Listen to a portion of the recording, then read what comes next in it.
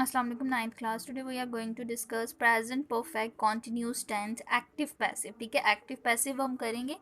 So firstly मैं आपको ये बता दूं कि जो परफेक्ट कॉन्टिन्यूस टेंस जो होता है उसके पैसिव सेंटेंस नहीं बनते। ठीक है, उसके पैसिव सेंटेंस नहीं होते, उसके सिर्फ एक्टिव सेंटेंस होता है। ठीक है, आपने इस बात को हमेशा याद रखना है कि इसका एक्टिव सेंटेंस होता है, पैसिव सेंटेंस इसका नहीं बन सकता परफेक्ट कॉन्टिन्यूस टेंस का। ठीक है, इसलिए फ्यूचर परफेक्ट कॉन्टिन्यूस का भी पैसिव नहीं होगा, हम सिर्फ एक्टिव सेंटेंस करेंगे। ठीक है, सो एक्टिव सेंटेंस कौन सा होता है आपको पता है, जो सब्जेक्ट से स्टार्ट होता है। ठीक है, फिर हेल्पिंग वर्ब हम यूज़ करते हैं, वर्ब यूज़ करते हैं और लास्ट पे ऑब्जेक्ट, जिसके स्टार्ट में सब्जेक्ट और लास्ट पे ऑब्जेक्ट आएगा वो एक्टिव सेंटेंस होगा। ठीक है, सो इसकी जो आइडेंटिफिकेशन है इन उर्दू सेंटेंस वो है ता रहा होगा, ती रही होगी, ते रहे होंगे। इसमें जो मोस्ट इम्पॉर्टेंट जो परफेक्ट कॉन्टिन्यूज में है वो वक्त का जो भी हम जो है ज़िक्र इसमें होता है। ठीक है, इसमें टाइम मेंशन किया जाता है। ठीक है, यानी काम की जो है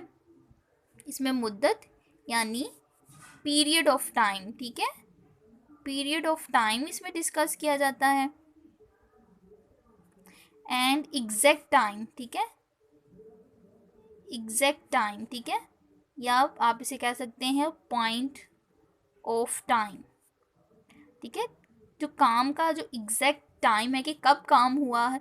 ठीक है, कि उसका एग्जैक्ट टाइमिंग हमने बताना है, तो वो हम इसमें डिस्कस करते हैं। और काम की मुद्दत मीन्स, ठीक है, इसमें काम की मुद्दत यानी कि हम बताएंगे कितने टाइम पीरियड में जो है काम हुआ, उसकी हम पीरियड भी बताएंगे। ठीक है, इसमें इसमें जो हेल्पिंग वर्ब जो है, सेकंड रूल है इसका, हेल्पिंग वर्ब जो इसमें यूज़ होता है वो शैल हैव बीन यूज़ करते हैं। फ्यूचर परफेक्ट टेंस में shall have been and will have been हम has a helping verb use करते हैं। शैल जो है हम आई और वी के साथ यूज़ करते हैं, और जितने भी बाकी नाउन प्रोनाउन हैं उनके साथ हम विल हैव बीन यूज़ करेंगे। ठीक है, सिर्फ शैल आई और वी के साथ यूज़ करेंगे। नेक्स्ट है फॉर्म ऑफ वर्ब, इसमें first form of verb plus ING use होगा। ठीक है, इसके थर्ड जो है रूल क्या है, फॉर्म ऑफ वर्ब है फर्स्ट फॉर्म आईएनजी के साथ, बिकॉज ये कॉन्टिन्यूस टेंस भी है। ठीक है, नेक्स्ट इसका जो रूल है वो हम जो है आपको, जैसे मैंने आपको बताया कि हम इसमें टाइम को डिस्कस करते हैं, इसमें टाइम मेंशन करते हैं। ठीक है, तो इसमें जो हम टाइम को मेंशन करेंगे थ्रू सिंस एंड फोर। ठीक है, फोर और सिंस के थ्रू हम जो है टाइम जो है इस सेंटेंस में मेंशन करेंगे, उसको डिस्कस करेंगे। ठीक है,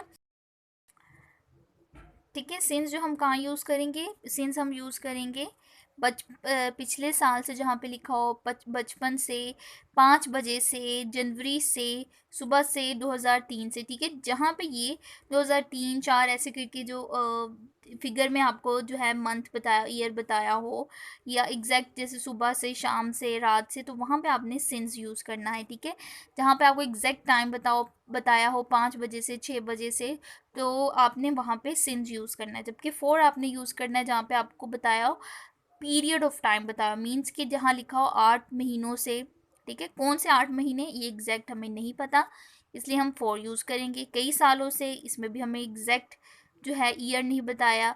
एंड कई सदियों से, इसमें भी हमें एग्जैक्ट नहीं बताया। 5 दिनों से, 20 मिनट से। ठीक है, अब कौन से 20 मिनट, कौन से 5 दिन की हमें नहीं बताए, तो हम इसके साथ फोर यूज़ करेंगे। ठीक है, हम इनके साथ यूज़ करेंगे, ये आपने याद रखना है। नेक्स्ट जो है हम सिंपल सेंटेंस करेंगे। इन सब के बाद जो हमारा स्ट्रक्चर ऑफ सेंटेंस होगा इन रूल्स को फॉलो करने के बाद, तो वो कुछ इस तरह से बनेगा। पहले हम सब्जेक्ट राइट करेंगे, उसके बाद बिकॉज हम एक्टिव सेंटेंस कर रहे हैं, ठीक है, एक्टिव सेंटेंस कर रहे हैं, सब्जेक्ट लगाएंगे, हेल्पिंग वर्ब यूज़ करेंगे अकॉर्डिंग टू सब्जेक्ट, फिर फर्स्ट फॉर्म आईएनजी के साथ, उसके बाद हम यूज़ करेंगे ऑब्जेक्ट, और लास्ट पे हम सीन्स और फॉर यूज़ करेंगे अकॉर्डिंग टू टाइम। ठीक है, वो सुबह से, हमारी एग्जाम्पल है वो सुबह से पढ़ रहा होगा, तो हम क्या करेंगे, he will have been reading. अब सुबह से हमें एग्जैक्ट टाइम पता है, तो हम सिंस यूज़ करेंगे, सिंस द मॉर्निंग। ठीक है, he will have been reading since the morning. Next example है, वो 3 घंटों से खेल रहे होंगे। दे, हम दे यूज करेंगे, दे विल हैव बीन, ठीक है, फर्स्ट फॉर्म आईएनजी के साथ, हैव बीन प्लेइंग। अब 3 घंटों से एग्जैक्ट हमें 3 घंटे नहीं पता तो हम 4 यूज करेंगे, फॉर 3 आवर्स, 3 आवर्स, ठीक है। नेक्स्ट है, 2 घंटों से बारिश हो रही होगी, तो हम क्या करेंगे, द रेन, इट, ठीक है, बारिश हो रही, इट विल यूज करेंगे, it will have been raining, ठीक है, रेनिंग 2 घंटों से हो रही है, हमें नहीं पता कौन से 2 घंटे, तो हम यूज करेंगे 2 आवर्स, ठीक है। It will have been raining for 2 hours.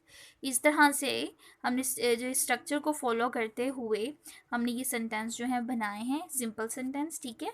अब जो है हम नेगेटिव सेंटेंस देखते हैं। तो नेगेटिव सेंटेंस के लिए हमने जस्ट क्या करना है, जो हमारे हेल्पिंग वर्ब है शैल और विल, इसके बाद हम नॉट ऐड करेंगे, ठीक है, और उसके बाद हैव बीन लगाएंगे, ठीक है। इस तरह से shall not have been, will not have been, ठीक है। बाकी सेंटेंस ऑफ स्ट्रक्चर वही होगा, subject according to subject shall और विल राइट करेंगे, उसके बाद नॉट हैव बीन, ठीक है, उसके बाद फर्स्ट फॉर्म के साथ आईएनजी यूज करेंगे, ठीक है, फिर ऑब्जेक्ट लगाएंगे और लास्ट पे सिंस और फॉर यूज करेंगे, ठीक है। इस तरह से नेगेटिव सेंटेंस का स्ट्रक्चर हम बनाएंगे, स्ट्रक्चर को फॉलो करते हुए हम अपने सेंटेंसेस बनाएंगे। सो फर्स्ट सेंटेंस इज, परिंदे सुबह से चहचहा नहीं रहे होंगे, तो हम क्या करेंगे, द बर्ड्स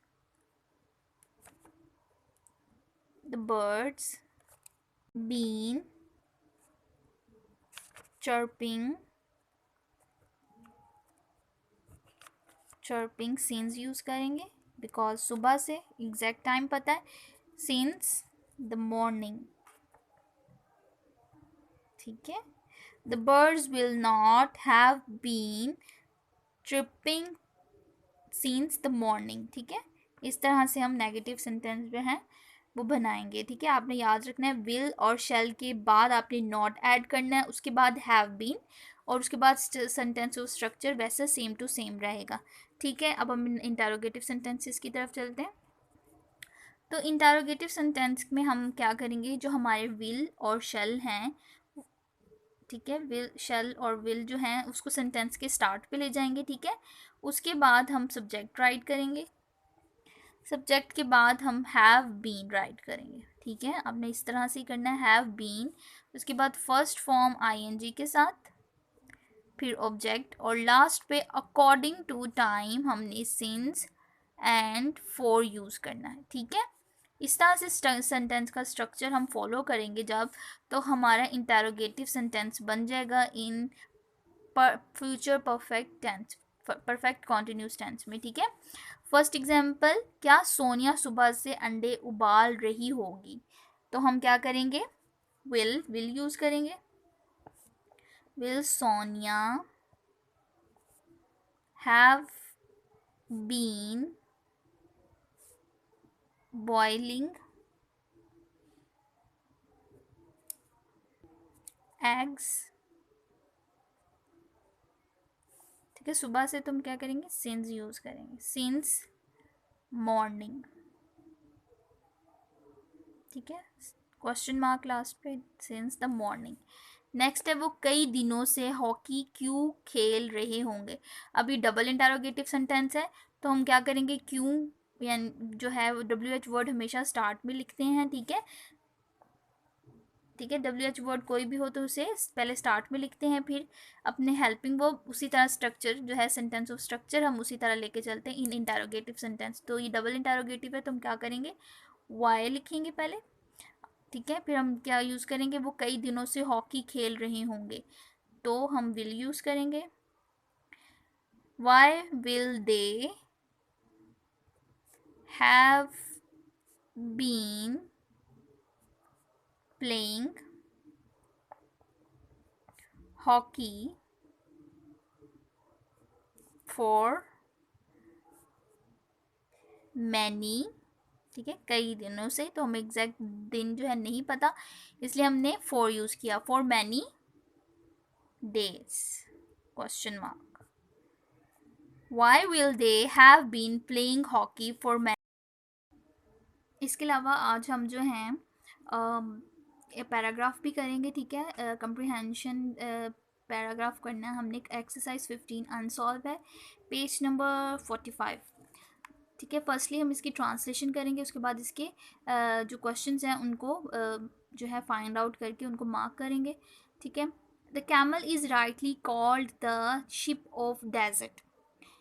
ऊँट को सही तौर पर सेहरा का जहाज़, ठीक है, सेहरा यानी रेगिस्तान का जहाज़ कहा जाता है। शिप ऑफ डेजर्ट रेगिस्तान का जहाज़ कहा जाता है।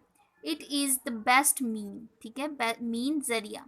It is the best means of transport in desert, ठीक है, रेगिस्तान में या सहरा में जो है आमदोरफ्त का या नकलो हमल का बेहतरीन ज़रिया है, ठीक है, मीन्स ज़रिया है। कैमल्स गो स्लो, जो ऊँट है वो आहिस्ता आहिस्ता चलते हैं, ठीक है, आहिस्ता चलते हैं। But they go on walking, पर वो चल सकते हैं 4 आवर्स, कई घंटों तक, ऑन द बर्निंग सैंड, दहकती हुई रेत पर, एंड इन द ब्लिजिंग सन, और दहकते हुए सूरज, यानी दहकते हुए रेत और सूरज की तपते हुए सूरज में वो कई घंटे सफ़र कर सकते हैं, कई घंटे चल सकते हैं। कैमल्स कैरी हैवी लोड्स, ठीक है, जो ऊँट है वो भारी वजन उठाते हैं। Much heavier in the weight than any other beast of burden. Can beast of burden means के जो जो उठाने वाले जानवर हैं, ठीक है, उनके बारे में उनको कहा जाता है बीस्ट ऑफ बर्डन, ठीक है। तो कहता है कि ऊँट जो है वो भारी वज़न उठा सकता है, दूसरे जो कई ज़्यादा उठा सकता है दूसरे जो हैं वज़न उठाने वाले जानवरों के मुकाबले में। वाइल द अदर एनिमल्स, जबकि जो दूसरे जो जानवर हैं उनके feet pound sink into the desert, ठीक है, वो रेत में धंस जाते हैं। Nature has made the feet of the camel such that it is at all difficult for it not at all difficult for it to walk on the desert, कि कुदरत ने उसके पाँव इस तरह के बनाए हैं कि उसको रेत पर चलने में कोई मुश्किल नहीं पेश आती। The camel is superior to all other animals, जो है दूसरे जानवरों से वो आला है, वो बढ़तर है ऊँट, because it can go without food and water, ठीक है, वो खाने और पीने के बगैर रह सकता है फॉर डेज एंड वीक, कई दिन और हफ्तों तक।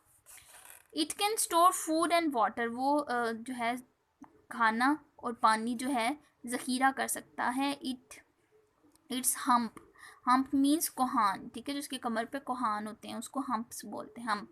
It's hump is also a store of food, ठीक है, जो उसके कोहान होते हैं वो कहते हैं खाना ज़ख़ीरा करते हैं। विच द कैमल यूजेस, जब जो कि ऊँट इस्तेमाल करता है। When it gets nothing to eat and drink for many days, जब खाने को ख़त्म हो जाता है, जब उसके पास खाने पीने को नहीं होता, तब वो उसे इस्तेमाल करता है। इन डेजर्ट, रेगिस्तान में, ओनली बुशेस ग्रो, उगते हैं, ठीक है, झाड़ियाँ उगती हैं, हेयर एंड देयर, इधर उधर, and the camel can live on these, और ऊँट सिर्फ इन पर ही गुजारा कर सकते हैं, ठीक है। ये आपके ट्रांसलेशन थी। अब इसकी जो है वो करेंगे question answer. Why is the camel called the ship of desert, ठीक है, आपने इसका लिखना है कि उसको क्यों कहा जाता है, ठीक है। तो आपने लिखना है the camel called the ship of desert, ठीक है, आपने यहाँ से स्टार्ट करना है question number 1। Because it can walk on sand easily than other animals, ठीक है, क्योंकि वो दूसरे जो है जानवरों के मुकाबले में आसानी जो है रेत पर चल सकता है। Is it for its speed, that is called the ship of desert. क्या इसकी स्पीड की वजह से उसको जो है शिप ऑफ डेजर्ट कहा जाता है? तो आपने लिखना है नो। ठीक है, आपने लिखना है नो। ठीक है, क्वेश्चन नंबर 2, नो लिखने के बाद आपने लिखना है no, it is not called the ship of desert for, फिर आपने लिखना है फॉर इट्स स्पीड। ठीक है, यहाँ तक क्वेश्चन नंबर 2। दोबारा रिपीट कर देती हूँ, आपने लिखना है इसका no, it is not called the ship of desert for its speed. ठीक है, question number 2, what difficulty do the other beast of burden have to face? क्या मुश्किल का सामना करना पड़ता है दूसरे जो है जानवरों को जो माल उठाते हैं, उन जानवरों को किस मुश्किल का सामना करना पड़ता है while walking on the sand, जब वो रेत पर चलते हैं? तो आपने लिखना है while walking on the sand, जब वो while they walking on the, आपने यहाँ से while walking on the sand, जब वो रेत पर चलते हैं, तो आपने इधर से लिखना है क्वेश्चन नंबर 3 पैराग्राफ का जो 4 लाइन है इधर से, the other animals feet sink into the desert. ठीक है, उनके पाँव उसमें रेत में धंस जाते हैं, इस मुश्किल का सामना करना पड़ता है। ठीक है, नेक्स्ट है why does a camel walk easily on the loose sand of the desert? के बासानी वो कैसे जो है उस रेत में चल सकते हैं? तो आपने लिखना है यहाँ से अ कैमल, इसको आपने कैपिटल में लिखना ए को, a camel walk easily on the loose sand of the desert due to its shape of feet. ठीक है, उसके पाँव की बनावट की वजह से लिखना है सारा, आपने क्वेश्चन से लिखना है, फिर आगे लिखना है due to its shape of feet. Next है what special quality makes the camel superior to other animal use for transport? ठीक है, तो आपने इसका लिखना है question number 5, the camel is superior to other animals use for transport because, तो आपने लिखना है बिकॉज। ठीक है, यहाँ से लेके फिर आपने यहाँ पे लिखा हुआ बिकॉज। ठीक है, बिकॉज से ही हम स्टार्ट कर लेते हैं, इधर काट देते हैं, because it can go without food and water for days and week. ठीक है, क्वेश्चन नंबर 5। नेक्स्ट है question number 6, how does the camel go without food and water for days and week? कि वो कैसे जो है गुजार सकता है जो है कई दिन? तो आपने इसका लिखना है यहाँ से बिकॉज लिखने के बाद आपने लिखना है question number 6, it's hump is also store of food. तो आपने आल्सो इधर से काट देना, आपने यहाँ से स्टार्ट करना है, because its hump is a store of food which it, आपने इधर लिखना है it uses when it gets nothing to eat and drink for many days. ठीक है, क्वेश्चन नंबर 6। नेक्स्ट है what does the camel generally live on? किस पे वो आमतौर पर इंसार करता है? तो आपने लिखना है the camel generally live on bushes grow here and there. तो आप यहाँ से आप लिख सकते हैं in desert, question number 7, only bushes grow here and there and the camel can live on these, question number 7। ठीक है, आपका ये आज का है, आपने जो है present perfect future perfect continuous tense करना है, उसकी जो है प्रैक्टिस करनी है, और इसके पैराग्राफ ये वाला करना है। ठीक है, आज का आपका इतना ही लेसन है। अल्लाह हाफिज़।